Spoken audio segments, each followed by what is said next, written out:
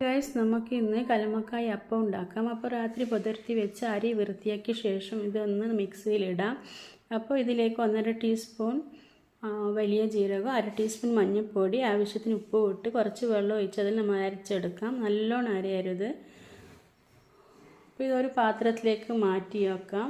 ബാക്കിയുള്ള അരിയും കൂടി മിക്സിയിലിട്ട് നമുക്ക് കല്ലുമ്മക്കായൻ്റെ വെള്ളം അതിലേക്ക് ഒഴിച്ച ശേഷം ഉപ്പ് ഒന്നും ഇടാതെ അരച്ചെടുക്കാം. നല്ലോണം അരയാതെ നോക്കണം.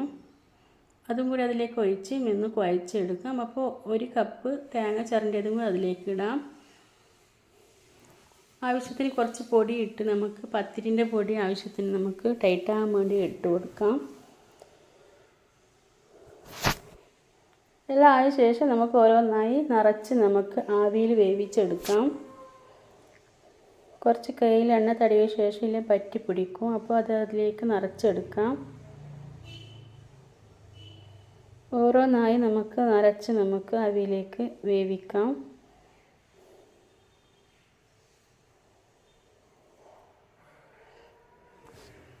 അപ്പോൾ ഇഷ്ടപ്പെട്ടാൽ ലൈക്ക് ചെയ്യണേ, ഷെയറും സബ്സ്ക്രൈബും ചെയ്യണേ, എൻ്റെ ചാനൽ സപ്പോർട്ട് ചെയ്യണേ.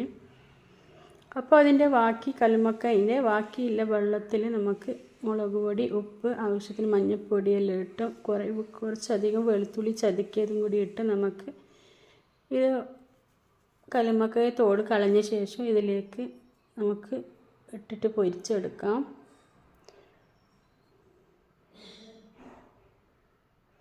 അപ്പോൾ ഒരു പാനിലേക്ക് ഓയിൽ ഒഴിച്ചിട്ടുണ്ട്. വെളിച്ചെണ്ണയായാലും നല്ല രസമുണ്ടാവും. അപ്പോൾ ഇതൊന്ന് അതിലേക്കിട്ട് ഫ്രൈ ചെയ്തെടുക്കാം. വെന്ത് കിട്ടിയിട്ടുണ്ട് നമുക്ക് കല്ലുമ്മക്കായ.